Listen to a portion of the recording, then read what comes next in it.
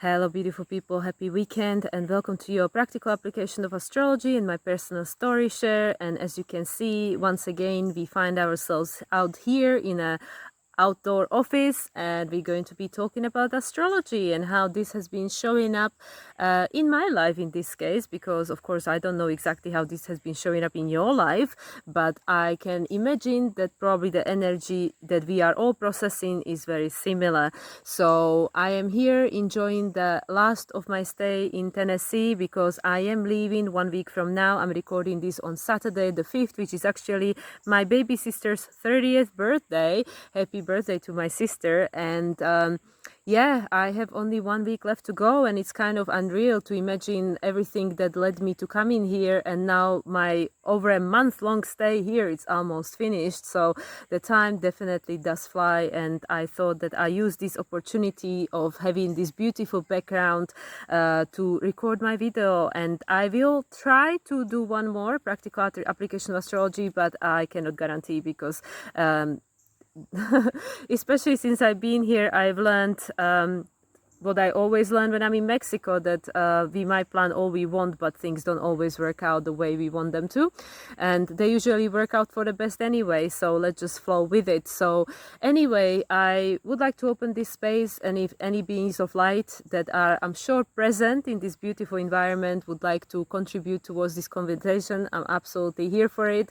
So my higher self, spirit guides, ancestors, Mama Gaia, and all the beautiful beings of nature, that everybody's welcome to chip in to this conversation, because of course we are processing some very impactful energy being in the post-eclipse after effects, even though we are still in an eclipse season until at least the next lunation, which will be the full moon in Aries, but not an eclipse. So yeah, we are definitely processing what just hit us in this past month since this lunar eclipse in Pisces, which was the first one, and that still took place in Virgo season prior to equinox. And as of this month, especially October, the energies definitely have been changing, because September more held the energy of closing of the new cycles, at least for me, and in my stay in England, and then coming here. And now this past 4 weeks especially, as I've been here, there's been this mixture of energies of the past, and also potentialities for the future timelines that have been interwoven together and offering interesting contrast, let's just say. And of course, because we are still in Libra season and we just experienced this solar eclipse in Libra, which is all about relationships and the way we relate to ourselves, one another, and to the life that we are experiencing here on this beautiful planet, this is all changing, because this is a new moon that we've just had, and new moon is always about endings and new beginnings. It's a seeding of a new energy, and as I covered in my astrological forecast, which I recorded yesterday, it is being premiered today. We will not see the full manifestation of these energies we just got seeded with the solar eclipse in Libra on Wednesday until potentially 18 years from now, because we will not have the full moon lunar eclipse in Libra until 2033, which will be on a north node, and 2042, which will be on a south node. Just like what we've experienced now, we had the new moon solar eclipse on the south node in a new phase conjunction. So there is something completely new being birthed for us all, and we are all going to figure out what that exactly means. And because it is Libra, this is showing up for us through interaction with other people. And as I mentioned, I'm here on a farm. I'm actually in a small community setting, and I already talked about this in my previous 2 practical applications of astrology, where a lot of things are coming up to the surface, because I usually am in my hermit mode, when I can choose it, when I can help it, being in Bulgaria or especially being in Mexico. I spend long periods of time being alone, being technically almost in isolation, and I definitely do get to grow and evolve in the way that can be accomplished through being on my own. But then as we all know, there is a completely different way of growing and evolving when other people are involved, because they are triggering different aspects of ourselves that we don't normally see or don't normally interact with. And especially the past 2 weeks, and even more potently this last week, building up towards this solar eclipse, having the solar eclipse and post-solar eclipse now, relationships are a huge topic. Huge topic, because obviously I'm surrounded by other people, we living in the same space, we eating in the same space, we doing a lot of things, in proximity of each other. There is a lot of stuff coming up. Not all of it is pleasant, not all of it is full of light. When you have different individuals of different generation, age groups, different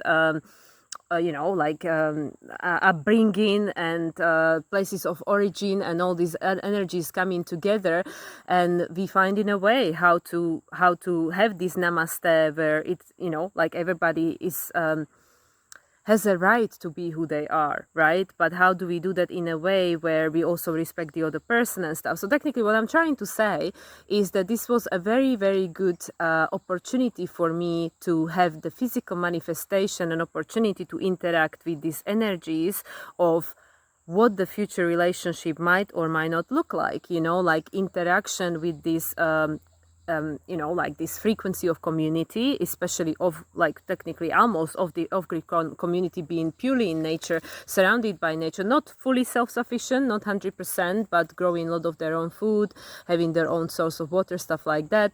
So so I got a little bit of taste of what I've been talking about, future of Aquarian age communities, off-grid and networks of people, and all these equality, different types of self-government. It's all about self-government, leadership, everybody's their own leader and stuff like that.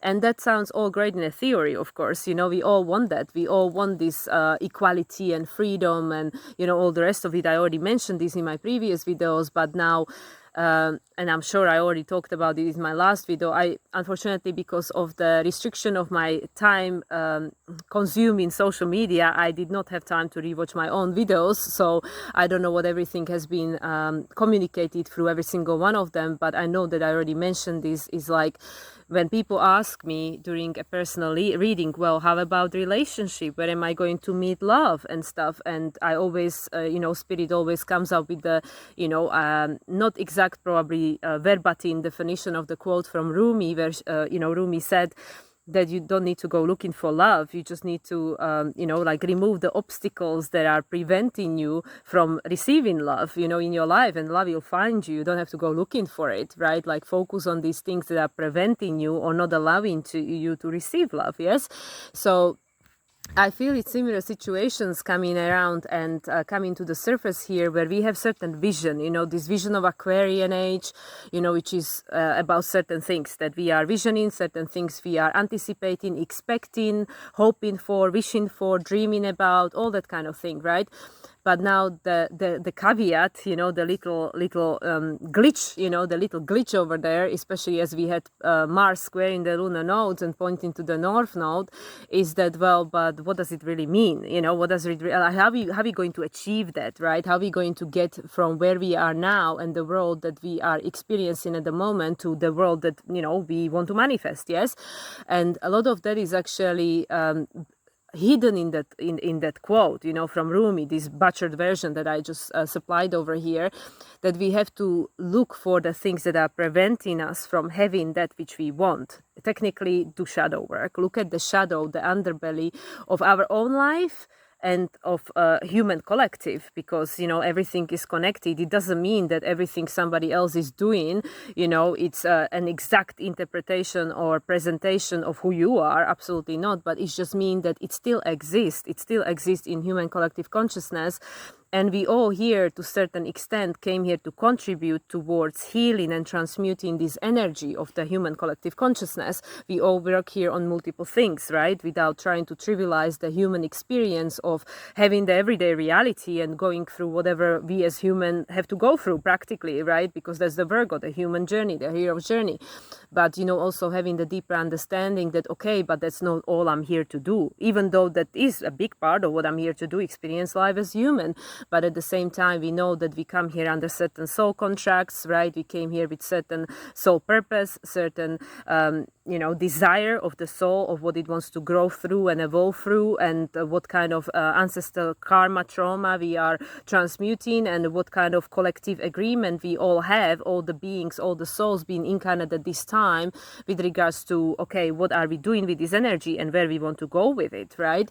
So there are multiple things that are playing out at the same time. And again, going back to this Aquarian energy that we are, going to be turning back into, because Pluto is just about to station direct next weekend, which I covered in my astrological forecast, which I just released. Pluto is just about to station direct next weekend. So after that, it's, that's it. Pluto is going to ingress back into the sign of Aquarius next month, November 19th, right after the full moon in Taurus, right? And that's it. Until 2043, that's it. And as I just mentioned, we're going to have the lunar eclipse in Libra on North Node in 2033 and lunar eclipse in South Node in 2042, the next one. So that is almost the entire Pluto's transit through the sign of Aquarius, because Pluto is going to move into the sign of Pisces for the first time in 2043, and then for the second and final time in 2044. So we are starting to feel once again these energies, because Pluto is starting to slow down and getting to the point of the still point, from which Pluto will start going direct again and eventually get back to Aquarius next month. We are starting again to start feeling this energy like, okay, yeah, we were on this pause now where all these things have been regurgitating and coming up to the surface, and now we're going to have to go forward with that. However, Jupiter as a storyteller is going to go retrograde from the 9th, from, I believe, is Wednesday next week. So we have some other energies that are going to make us go inwards and reevaluate, which is the stories, right? The limiting belief system. So again, we go back to Rumi. What it is in me, in you, in each and every single one of us that is preventing us from having that which we say we want. Because also someone else, and again, I watched so much stuff that I forgot who it was to credit that person, said that if there is anything in your life, it was one of the channeling from what is it called, that Abraham Hicks. It was one of the one of the channeling. But again, I'm just butchering thing over here. But in one of the things they said in one of the videos, they said that if there is anything that you say you want and you don't have it, that means that there is something inside of you, an aspect of you that believes that not having it is better than having it, which makes no sense. Why would I say that? Oh, I want to have a partner and I don't want to be single, for example, and why do I not have one? Let's just say as an example, right? So then we have to look at like, okay, what am I gaining from not having a partner? What is the positive that I'm experiencing from not having one? So it could be, I don't know, for example, I might believe that, oh, now I'm free to do what I want and I can go where I want and I can be with who I want and I'm not restricted by another person, blah, blah, blah, blah, blah. All these limited beliefs, right? Because it doesn't mean that having a partner would enable me, as an example, to do any of these things. And, or money is a big one, right? Like when we say, oh, I would like to have more money. And then we have to look at the underbelly, at the shadow, at the aspect of ourselves that might believe, why is it a good thing not to have money? So for example, like my background, where I came from, and I'm sure I already talked about this, is again, I'm just recreating the same wheel for the example's sake. I come from a family that believes that, only bad people have money, people who cheat, people who,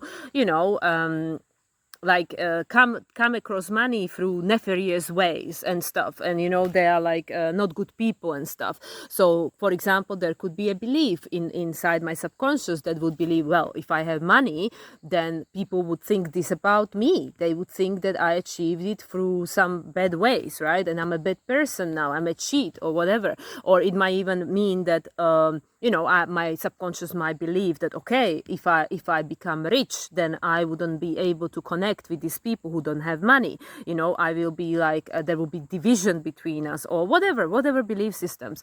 So again, going back to Rumi, what it is that we want as individuals and as a collective that we don't have at the moment, and what is preventing us from having it. And now living in a community,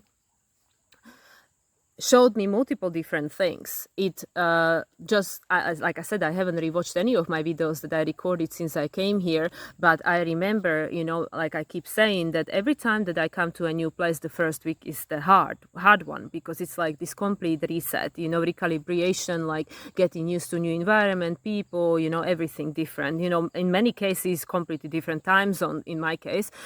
So, so the first week is like kind of like fog, like, oh, I don't like it. I don't want to be here. The other place was better because that's something I already got used to, right? Like better or worse really doesn't matter. It's not even relevant, but, I'm something I'm used to, right? But now being here for almost 4 weeks, almost a month, I can say I'm going to miss this place. It really, gets under your skin. I mean, my friend's farm is actually called the place of heart, and it really does get under your skin. It really touches your heart, and it's a very, very different way of living life. Being in nature, like being completely, I mean, it's not like disconnected, because obviously we all have internet. You can watch news if you want to. The city is not so far away, but it's not right here. You need to have a car and stuff, but we are literally in the middle of the forest, surrounded by nature, surrounded by chickens and goats and dogs and cats and stuff. This is a vegan, like a vegetarian farm, so there are not like pigs and cows and stuff. It's like mostly, small animals and, fruits and vegetables and stuff. So anyway, it's a different way of living.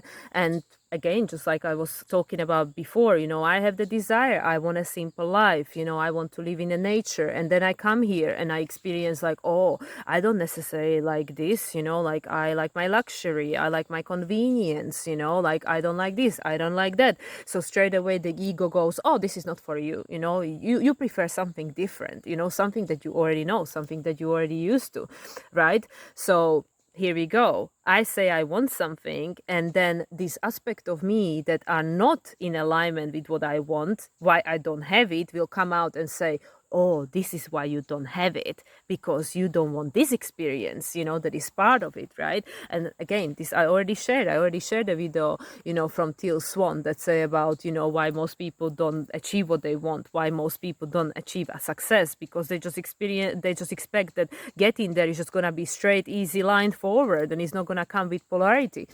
Then, the other aspect, which is what I especially want to zero on, because we're talking about Libra Solar Eclipse and relationship, and seeding this new relational paradigm, which will be different for different people, right? Because it depends on the individual. We're talking about Aquarius. The age of Aquarius is about individuation, authenticity, your new unique expression. So it's not going to be the same thing for, for everyone. Just like we were being, made to believe in the Pisces age, that everybody just wants the same, should have the same, and it's going to look the same for everyone. And we see where that got us. But it served its purpose at the time when it served its purpose. But the cycle has now ended.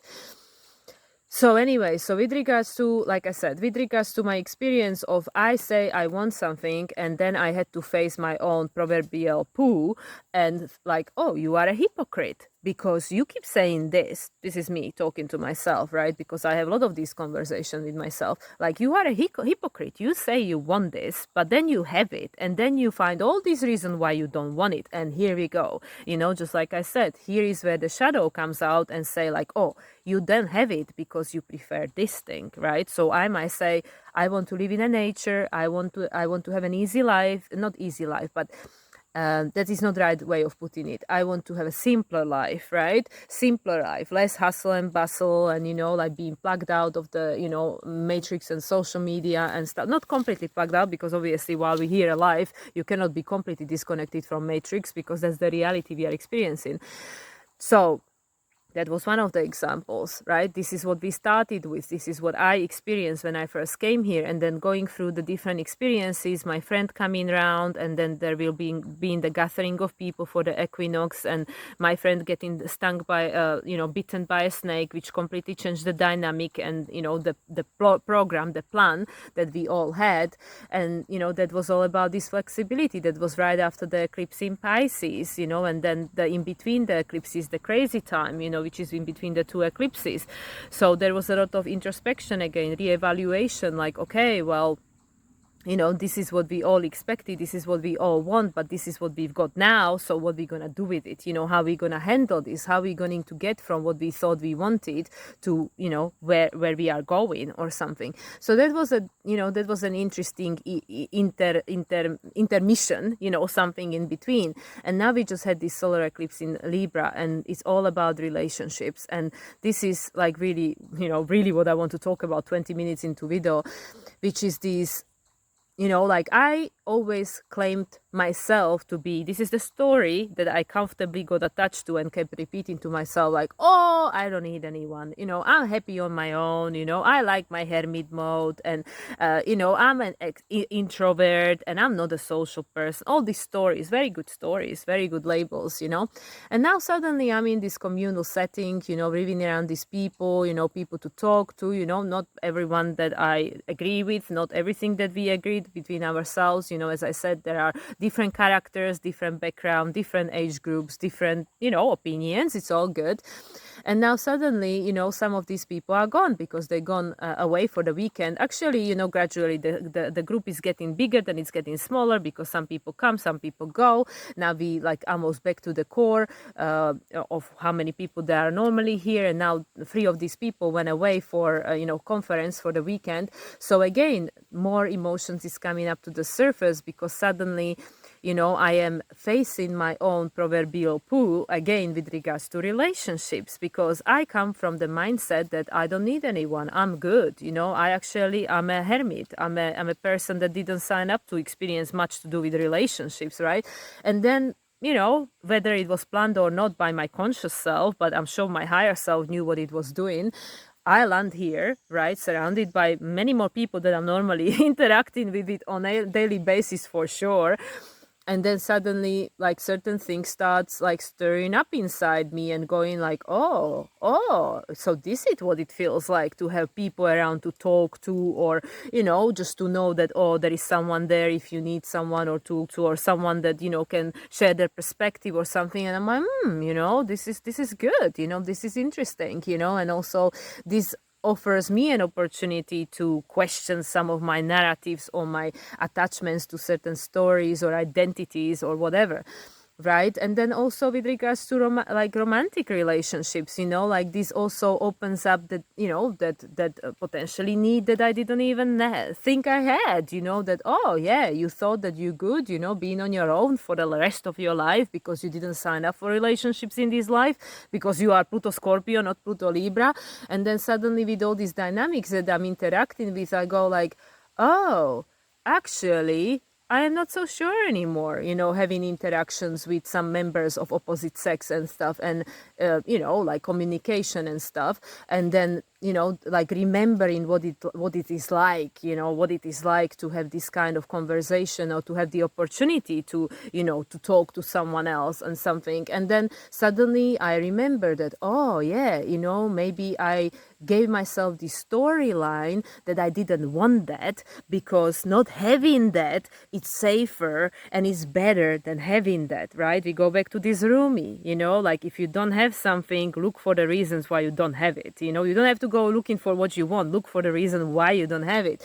So, so lots and lots of stuff coming up to the surface, like I said, through many different interactions, because all these different characters that, like on a higher level, obviously these are human beings that have their life, right? So it's not about diminishing the human experience, but having from the higher perspective.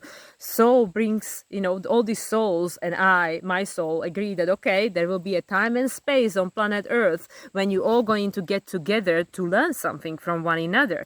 So obviously I can't tell you what other people are learning from me being in their proximity, but I can share with you what I'm learning. And it's definitely making me to face my own poo and my own limiting beliefs with regards to, oh, I actually created quite a nice sketch for myself, saying like, oh, no, I don't need any more in life. I'm good with my astrology and with spirit and my tarot cards and just traveling like a homeless person all around the place, dragging my bags and worrying about my excess baggage and extra weight, which I shouldn't have and stuff. And then suddenly you are like, oh, this place feels like home, and it is in nature. Oh yeah, okay, I don't have all the convenience that I'm used to in Mexico, for example, or whatever, even though most people would say convenience in Mexico, but I come from Eastern Europe, so Mexico is pretty convenient for me.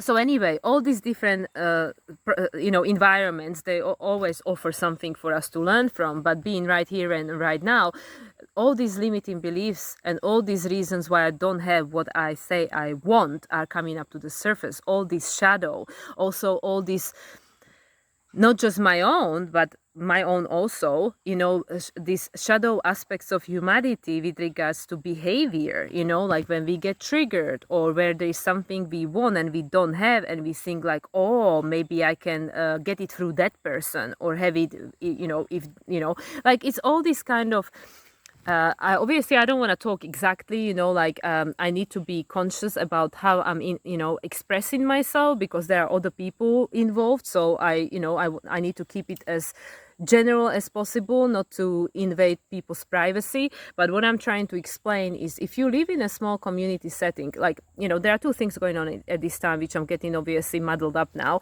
One thing is for me to notice where am I limiting myself and lying to myself, saying that I don't need this, because throughout my life, throughout my experience, and because of trauma, whether my own or trauma of people that came before me, I've decided, sorry, there was a waspy thing going around here.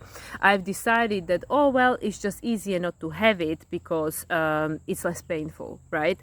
So now, coming across all these people and all this, interaction with other humans, I'm remembering that, oh, what it was like to have this, in my life, to have this, people, or this opportunity to connect with people, or this opportunity to talk to people, and blah, blah, blah, support one another, stuff like that. So then I have to question, like, is the way I live my life really how I want to live my life, or did it become a coping mechanism?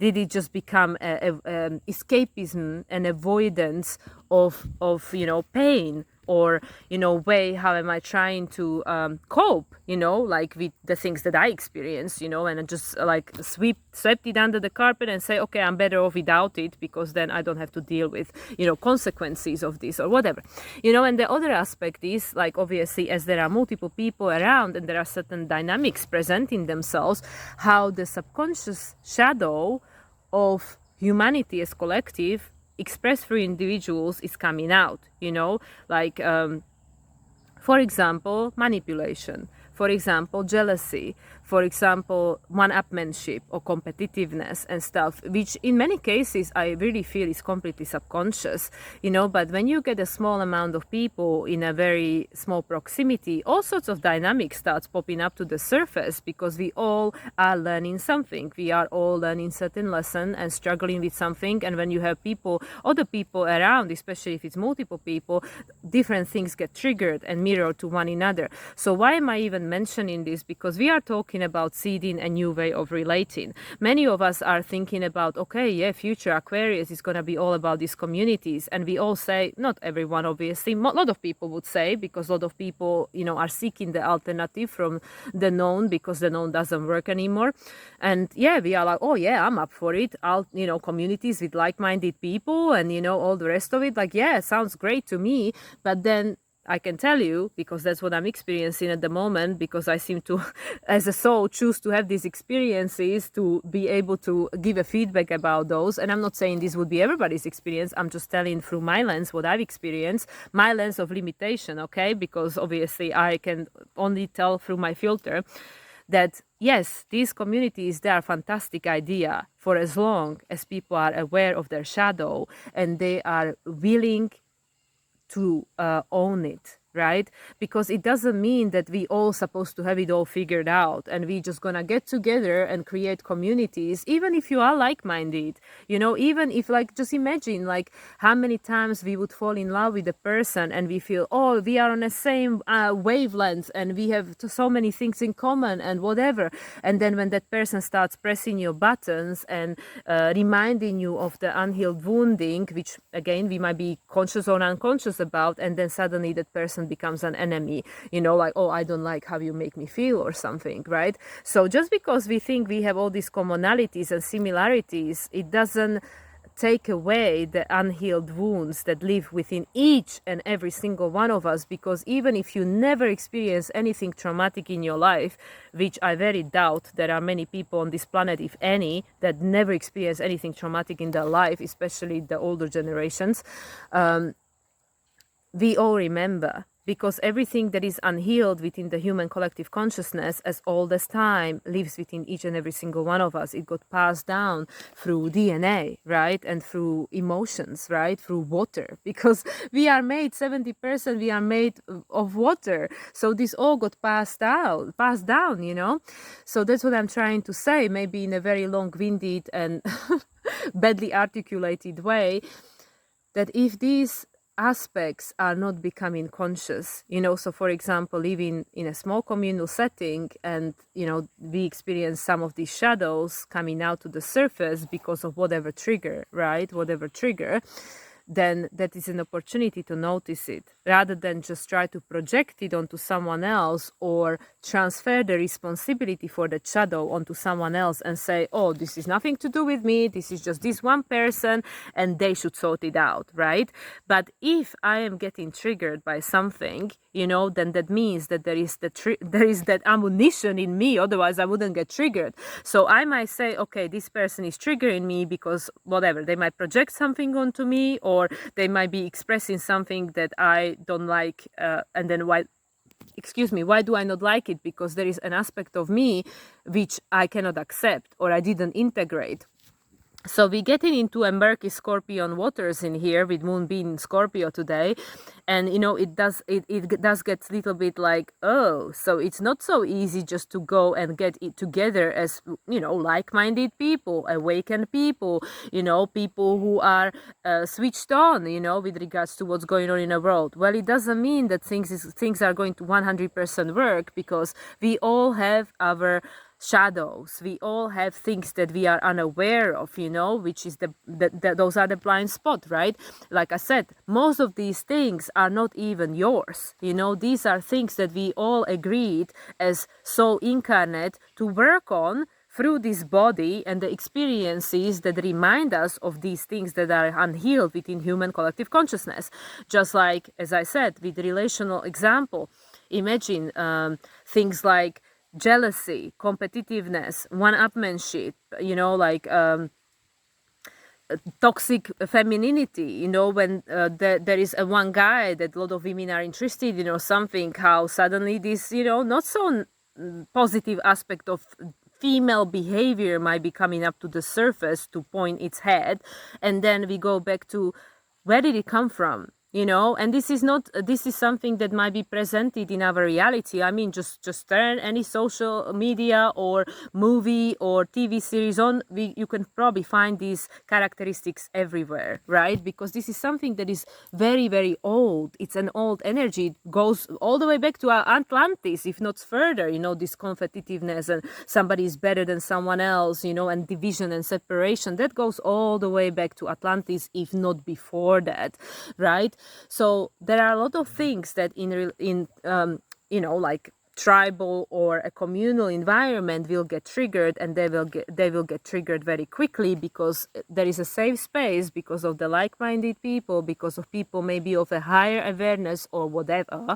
It's not inclusive, that's just to this group, where you know, this energy will feel, oh, there is a safe space to express this, and they will come out, these aspects of humanity, these aspects of relationship. I'm sure everybody experienced this in their romantic personal relationship. Doesn't even have to be romantic, close friendships or whatever, where you trust someone and then you confide in that person or something, and then you feel through whichever way or whichever circumstance that person betrayed you or let you down, or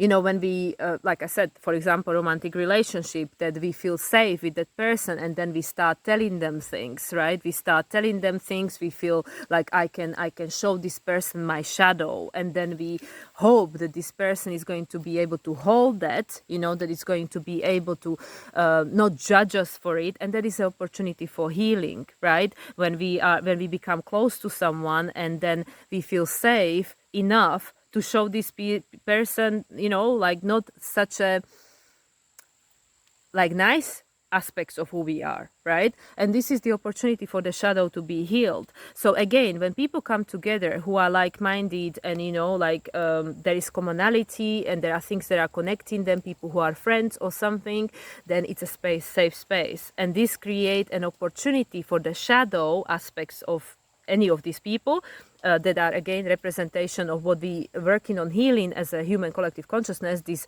characteristics doesn't belong to one particular person, right? We are just all impersonifying them, right, if that's the word.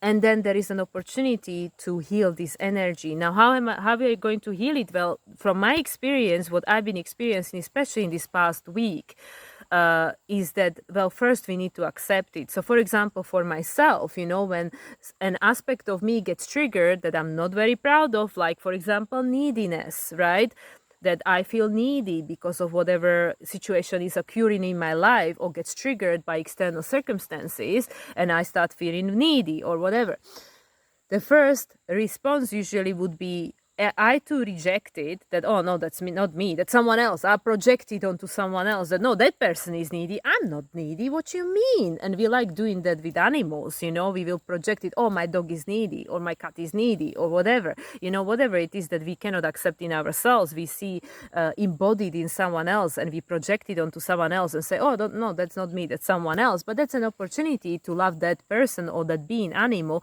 anyway, right? Because it's easier than to love ourselves for being imperfect, because we were being conditioned to believe that we have to be perfect.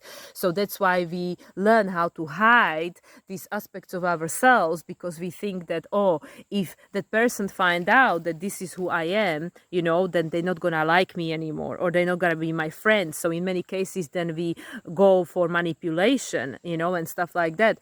So the first step that I realize, or that I'm working on trying to integrate in my life anyway, is that, yeah, we need to accept that, okay, if I'm getting triggered by this, or if there is something that I'm now projecting onto this other person, that means that it exists in me, and what is it?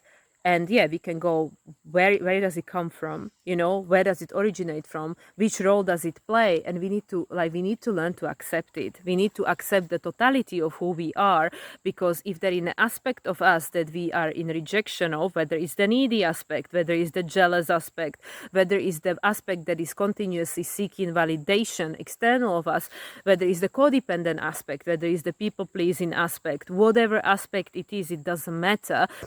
For as long as we are not able to accept it in ourselves, we will keep attracting people that will trigger us and remind us of this aspect, and then we want to project it onto someone else, because either way this aspect wants to be manifested so it can be healed and integrated. And there is no faster way than doing this than when you are in a close communal or close intimate setting, friendships, romantic, doesn't matter, it doesn't have to be romantic, close interaction with another human being. Sorry, I'm trying to find an angle where the sun is not shining directly in my face, so I think I'll just have to turn around and face in a different direction. Here we go. Okay, so yeah, so this is something like which probably I am, like I said, I'm probably not interpreting in the easiest possible way, but I'm just trying to, be vague enough not to interfere and impose on other people's privacy and stuff. But this is something which especially this past week, since this solar eclipse in Libra has been coming up. It has been coming up in my proximity, in my environment that I've been privy to, and it definitely offered a mirror. It definitely offered a mirror for me to see to see that, oh, you think that you over this, you think you have all of this figured out, then why are you bothered? Why are you triggered? Why is this aspect of you coming out? And then have to own up to my poo and say, oh yeah, it is not just that other person, it is me too. This which I'm potentially projecting onto someone else, or judging someone else doing or behaving as certain characteristics, this is me too. This is me too. Because again, if the energy is neutralized, which is the healed version of the energy, then why would I react? Why would I be bothered? Doesn't mean that, again, everything is acceptable. Doesn't mean that I'm not having any human experience, but it wouldn't impact me to the maybe extent that it is impacting me or something. So again, why is this? Why am I even talking about any of this in bloody riddles and not really saying anything? Is because we are all of us, every single human being on this planet, we are trying to figure out how are we going to do relationships going forward. And I'm not talking just about romantic sexual relationships. I'm talking about any relationship, any relationship, because at the moment the way our relationship operates is usually hierarchical. Somebody is in charge, somebody feels more that is in more power and whatever, and then somebody else feels that their needs are not being met or their needs are not being as important, and then this person becomes resentful and frustrated and start projecting their unmet needs onto someone else, or they start judging someone else who is representing those same needs. For example, this neediness. Let's just say, okay, I need, like, this is an example. I'm not saying this is exactly what I'm experiencing, but just for example, say that, I need someone because I feel lonely and I want to, have this closeness with someone, blah, blah, blah, blah, blah. But I might reject that in myself. I say, I don't want to be needy. I am not needy. I don't like being needy. I don't need nobody. So then someone in my proximity might come around and present these characteristics. Someone might behave in this manner where this person might say that, okay, well, I need this, and then I might go judging, like, hey, you too needy, why do you need that? Can't you just give it to yourself or something? And then that is an opportunity then for me to look into the mirror and say, okay, why am I having such a strong reaction? Is it because I can't accept this in myself, because I judge myself for it, because someone out there, in a society said, well, this is not an acceptable behavior. We should be all independent and we shouldn't, possess this kind of qualities because they are shameful. And then we feel all guilty and ashamed if we are whichever one of these characteristics which live in every single one of us, right? But some people now learn to neutralize them, or be like, yeah, this is me, and what, yeah, I accept myself fully and unconditionally. And then I might realize eventually that, I'm not so needy anymore, because actually I don't care for just like I mentioned many times about me being selfish. Yeah, all my life struggling with being selfish. And then I decided, okay, yeah, it's just a word. If that's the word, then okay, yeah, I'm selfish. Who cares? Just let's remove the polarity out of it. It's just a word, right? Just like needy or jealous or whatever, and then actually when we accept it in ourselves, then we can start looking for, okay, why am I this way? What it is that I need that I'm not giving to myself, and then, yes, like we as social creatures, we'll always need someone else around us. We cannot fetch for ourselves everything that we need to survive on this planet, right? But to which extent am I sacrificing myself to get it, consciously or subconsciously, or to which extent I am, willing to give myself what I need, right? Like do it for myself, or to which extent I'm seeking it outside of myself, and how far am I willing to go to achieve it, or how transparent I am that I'm doing that. Like, yeah, going to someone and saying, hey, listen, this is what I'm working at. This is something that I haven't mastered yet. So I just want to let you know, and this takes a huge amount of courage to be this vulnerable. And then, yeah, then if this person is in their integrity, then usually people, the like attracts like, right? So that person it might move something in their heart, in their compassion, and say like, yeah, I see you, I hear you, this is something maybe I struggle with or I struggled with, and let me hold the space for you, so we can together heal this energy rather than reject it and resent it. And then that energy will just keep coming around over and over and over and over again until it's healed and integrated. So this is what I mean. What we are trying to do is we're trying to figure out how we are going to have these different relationships, different dynamics, because you can put a whole bunch of awakened spiritual people, whoever they are, astrologers, tarot readers, Reiki, whoever, spiritual people, and until they are aware of their shadow and are willing to face it and take responsibility for it and be vulnerable enough to accept that, oh yeah, that's me. yeah, that jealous person or that manipulative person, yeah, aspect of that lives in me too, so I see you and I see me, right? It doesn't matter how awakened people are until they're willing to face their shit, excuse me, then yeah, we will just create the same dynamics, division, separation, projection. It doesn't matter if you have someone who is asleep or awakened, if people are not willing to take responsibility for the things that they're working with, being actually still aware that, yeah, this is not something that came with me. This is not something that I created, these low vibrational characteristics of humanity, like these emotions that we are describing over here. This existed thousands of years ago. Like you can go and look at any old books. It existed in all of them. Doesn't make it right or wrong. It just means that this is not energy that came to this planet with me or you. This has been around for a long time. But right now, right here, right now, I am the one embodying that. So it's my responsibility to change the pattern. Do I want to keep gaslighting myself and others, or projecting this onto others, or that then mirror it back to me, and say this is not my responsibility, this is not who I am? Or am I going to do something with it? Say like, oh, let me think about that. Is it actually something that, yeah, that does exist in me? And, takes two to tango usually. So, people only attract people if they're in a frequency resonance to do so.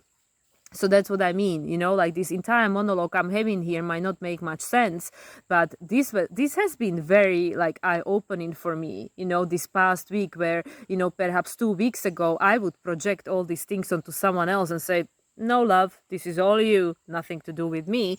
And now having the 360, or 180, because it's the mirror, right? 180, and then going like, oh, isn't this what I'm experiencing and feeling right now? Something that I said that had nothing to do with me, that I said that it was all someone else and stuff. And that is a reality check. That is the opportunity to eat a humble pie and say like, oh, despite of how we were spiritual, how connected to spirit, and stuff, we all have blind spots, right? And owning that and accepting that, and then the caveat, not judging ourselves for that, because yeah, the judgment, that's it, then there is no more healing, because we just go, no, judging, don't like that, don't accept that, that's not me, right? Or going into this guilt and shame, yeah, the other lowest vibrational emotion on that scale, right, of emotions, by Dr.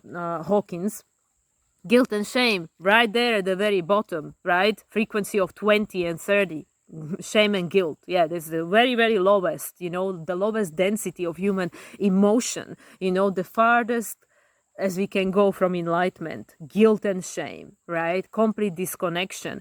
Why? It's not about, okay, yes, there is certain aspect of me that, yeah, I don't particularly like, but it's here, it's here, and I have the opportunity to love it, to healing, right? To love it, and love it enough so it can heal, right? Rather than going, yeah, so bad, don't want to deal with you, you're so bad, go and hide there in a cupboard and don't come back. And then someone else will remind me of that, like, oh yeah, that aspect, oh no, I don't want to deal with that, it's all you keep it, I don't want to even talk to you, don't remind me of that, And this is what we keep doing. Humanity, this is what we keep doing all our lives, don't want to deal with that, I already hide it in my cupboard, don't bring it out of yours, no thanks, you go deal with it yourself.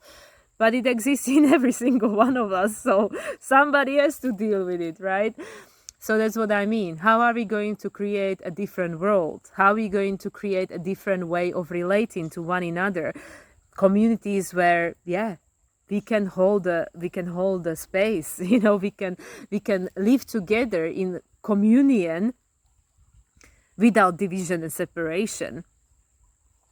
We need to be honest with ourselves and accept the aspects of ourselves that we're struggling with, so we can heal them, and we can help one another to do that, not by projecting it onto someone else and saying it's your responsibility, but going, oh, let me think about that, where that aspect might be actually present in me too, right? Because like I said at the beginning, if there was nothing of that in me, it wouldn't trigger me, would it? Because then there needs to be an ammunition for the trigger, right? So yeah, so that's what I mean, guys. It's just been a very, very transformational month for sure. You know, unknowingly, completely unknowingly landed here in the place of heart, in the middle of nature, and having so multidimensional, multifaceted experience by just being present. That's what I was telling you about last time, right? That, you know, I had to curb that animal in me that just wants to keep going. Like, I need to keep doing something. If I have nothing to do, let me just do my meditation. Let me just do something. I need to do something. And just sitting and doing nothing, staring into nowhere, and just literally looking at the tree. Like, oh, I don't have time to do that. Let's do something. Let's go record something and stuff. That's been a huge learning curve for me, because I really have workaholic tendencies for sure. I can easily work 6-7 days a week and not have time for everyone, you know. And this is something, again, the cage I put myself into. Wherever I go, I make my schedule so busy that I have no time for anything and anyone. And here somehow, and this is what I straight away tapped into when I came here by my brain fog, that this environment, this nature just wants me to be, just to ground. And that's literally what's been happening, you know, learning to be, learning to put the roots down, so all these emotions and all these triggers can start flowing, right? So they can start flowing through us, flooding, just literally and figuratively with all the floods. I mean, Asheville is 2.5 hours away from me, you know, the place that got absolutely trashed by the hurricane, well, not the floods, you know, the after effects of the hurricane. It is 2.5 hours away from where I am, you know, like, fortunately, luckily, we've not been affected, but I mean, so close, you know, so flooding, literally and figuratively. We need strong roots to allow this flooding of emotions so it can be transmuted. So that's what I mean. There are so many layers that are wanted to be acknowledged, you know, so many different aspects, different facets of our lives, which is the busyness, the constant doing, the need for validation that I need to keep doing to deserve, right? You know, my friends getting bitten by a snake, you know, to stop her in her tracks and reevaluate, you know, what am I doing? How am I living my life? Do I allow people to help me? Am I open to receiving, you know, stuff like that, and being an example, a mirror for all of us, right? And now her niece is experiencing health problems, same energy, you know, stopping in her tracks, you know, having to go within and reevaluate, you know, what am I doing? How am I living my life? You know, like, this is preparation for this Jupiter retrograde, to question these stories, this belief system, like mine, the ones I shared. Oh, I'm perfectly happy being on my own, you know, being a digital nomad, being a gypsy, you know, being a homeless person, just going from place to place, having no real roots, no home. And everywhere I go, I'm so busy, I don't even have a time to talk to people around me, you know, I just keep working everywhere. And now suddenly, oh no, this is not how it's gonna be here, you know. And now you have to talk to people, and you have to feel, and you have to remember, and you have to start questioning the box, the cage, you know, that you put yourself into. And is this really what you want to be experiencing for the rest of your life, considering that life is so short, it can be swept away by a flood at any moment, right? So I mean, that's exactly what's happening, like, on all these multiple layers for all of us, all these reality checks and recalibration and reconsideration and changing our foundation, you know, moving this structure of our reality. And then the whole picture looks very different. So definitely a lot of learning that I don't feel I even grasp the half of it. You know, I'm sure that it's going to keep integrating and fermenting, you know, as the time goes on. And when I'm not right here, right now, surrounded by people of the right here, right now, so I can take my more neutral stand towards things, because now I'm right in the midst of everything. So yeah, but a lot of things. And again, this is so connected to these current energies, especially Venus in Scorpio. Now this weekend, Moon in Scorpio, you know, post this solar eclipse in Libra, which we will be, you know, interacting with this energy, these seeds that just got planted for a long time yet to come. Because we know, and we all know it theoretically, you know, we understand it logically, that, oh yeah, the world we experience now, oh yeah, it's ending. it's ending, new world is happening here, new world is coming, but nobody really knows what that means. We, like I said in my astrological forecast, I believe yesterday, I said like, oh yeah, we all want this new earth, but we want it as a part of what we have now. We want it, oh, I don't want nothing to change, I want to be this person, have everything I want plus the extra, give me the extra, give me the 5D as well, I'll have that too, right? But a lot of these energies are incompatible. So it's like, you need to kind of transmute what you got now, to be able to create space for the other, right? So yeah, like again, guys, I just feel like I'm just going in circles, not fully grasping and being able to relate what I'm really trying to say. But I really feel that a lot of these, because the moon is still just gaining a little bit of light, most of this is not to be grasped theoretically, most of it is not to be grasped and understood logically. We really need to tune in to understand and what this means to you, what is this stirring in you, what emotions are flooding through your system to tell you what this means to you. Actually, one of the cards that came out yesterday, during my astrological forecast from this energy oracle, from Sandra and Taylor with the 2 horses, and with the time restriction, I need to do a fast interpretation, but I've been really thinking about it because the 2 horses, the conscious and subconscious, the light and the dark, and it was the card of action, which one leads, right? But it's also about that balance, we need to balance both because both are present, right?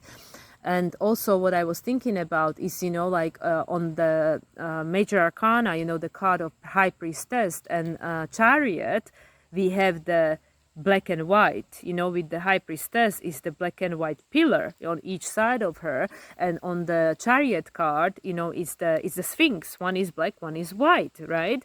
So I really feel, and both represents moon, like High Priestess is the moon and Chariot is Cancer, right? Which is all lunar energy. And I think this has so much to do with this Mars in Cancer, which was squaring, this eclipse. And Mars is still, well, I mean, it's moving away, but squaring the nodes, pointing to the north nodes, ruled by Mars, of course. And Mars is preparing for his retrograde. Actually, Mars is entering his shadow today when I'm recording this, October 5th. Because Mars is going to have retrograde, from December 7th, 6th, 7th, depending where you are in the world. And it's going to go from Leo back to Cancer, and it's going to be in Cancer from January until April, I believe. And then it's going to go back into Leo in April after the eclipses of the spring of the next season. And yeah, and this, what does it mean? This is the identity, this is the memories, this is the attachment to the past, that we need to change. And a big aspect of it is the relationships, right? Because everything is relational.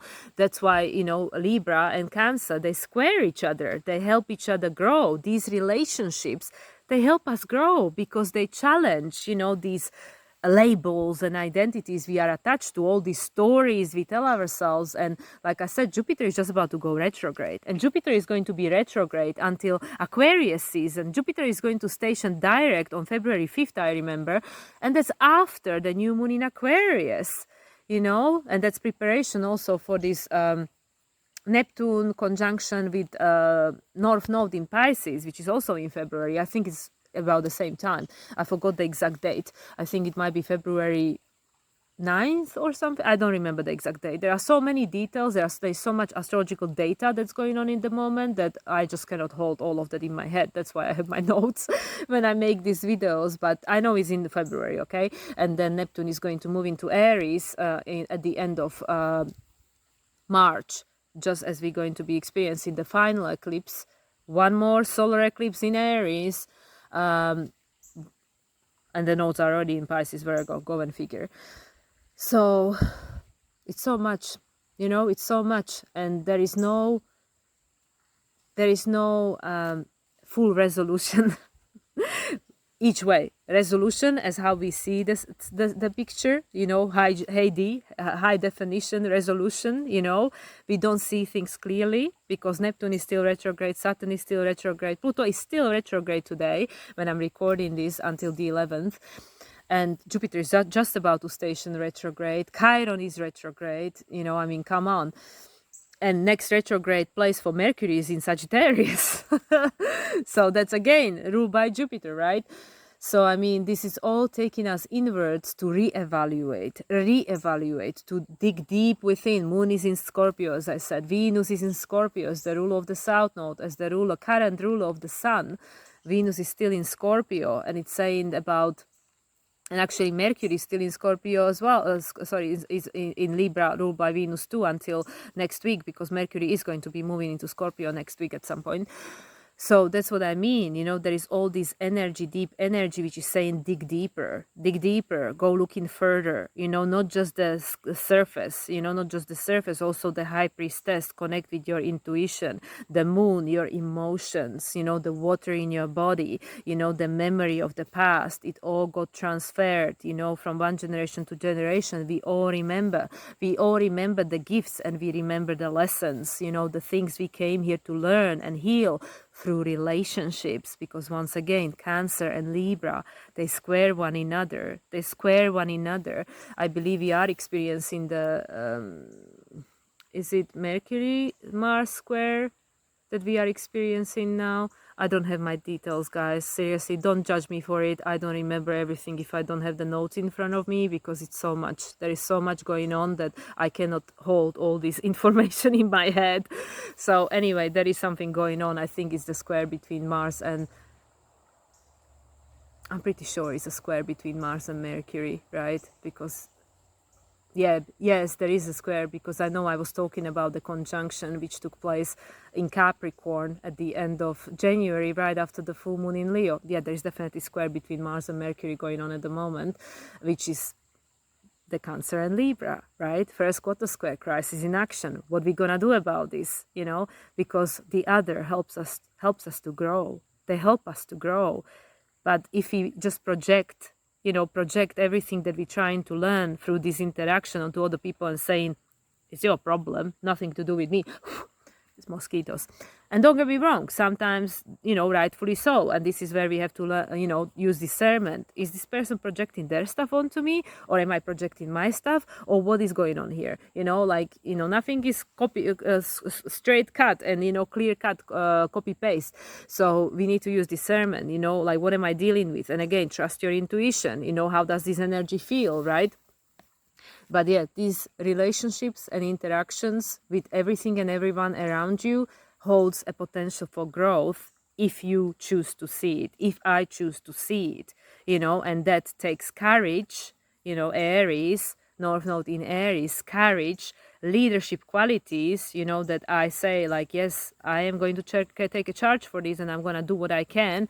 And also responsibility, Capricorn, we are in the year 8, right? And I really feel very strongly, and I think other people said that as well, even though, as I said, I don't follow other astrologers, but I'm pretty sure I heard other people somewhere saying that this is, you know, post this eclipse, Libra eclipse, we are moving into the energy of 2025. You know, and I really believe that the October is the transitionary month, and November, December, we are technically in the energy of 2025. So, you know, this is just my opinion. You know, I have no evidence for it, no proof. I can't tell you why I feel that, but yeah, because this is what feels to me. So anyway, guys, I'm over an hour talking to myself, so I'm going to leave it at this. Like I said, I don't know if I'm going to record another practical application. I'm going to pre-record my astrological forecast for the week after, which will be the full moon in Aries, not an eclipse, just the full moon. So I will be pre-recording that tomorrow, and then I will post it when I'm traveling, because my travel is going to take 3 days because I'm flying from the US to England and from England to Slovakia, and I have an overnight wait at the airport in England.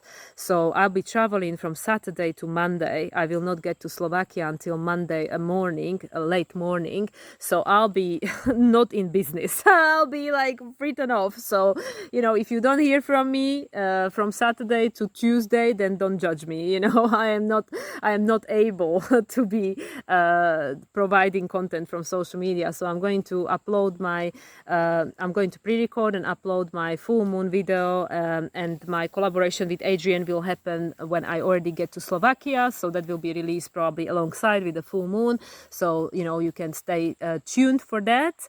And yeah, if, like I said, I have another 1 week to go here, just less than that. You know, I'm leaving on Saturday, and it's been, whether I come on or not, I do have to give the gratitude to this beautiful earth and all the energies that's been present here.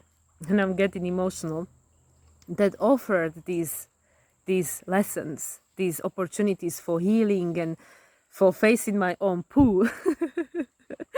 And having the opportunity to redefine, you know, these stories, right? The stories that I keep personally telling myself, and then recreating the experience, the same reality, because whatever we believe, the universe will, you know, show us that we're right? That's why Sagittarius and then Capricorn, whatever you believe, you find the proof for it. So yeah, so we all need to take responsibility if we are not experiencing what we say we want, to seek the belief and seek the conviction that is, you know, telling us that it's better not to have it, and it's better to have the experience that I have, you know. So we have to dig deep, you know. Scorpio, go beyond, you know. Aquarius, go beyond. And yeah, question everything. Question, like, why am I experiencing what I'm experiencing and not experiencing what I say I want to be experiencing? And why do I say I want what I want? You know, what is the intention? What is the goal? You know, and does it need to happen the way that I say I want it? Or what is the energy? What is the emotion that I'm seeking? What is the feeling, right? So there are so many layers, guys. You know, I'm just going in circles over here, so many layers. But I'm very grateful for this piece of land to hold the container, the space for me, and all the people, all the players, all the beings, all the humans, all the friends that are holding a space for me, whether consciously or subconsciously, and providing these opportunities for learning and healing and choosing choosing my story. So anyway, guys, I will leave it at that. Once again, beautiful place. I'm very grateful, and I do put intention out there to come back. And I'm sending you all love from beautiful Tennessee in fall, with beautiful leaves falling down, and now weather being beautiful sunny again, which I'm grateful for, to be able to enjoy this for the remainder of my stay here. And whether I'll speak to you still on this side or the other side, I wish you all a wonderful week ahead and have a great time. Much love, everyone, and thank you for your patience and for your attention and for your support. Bye, everyone.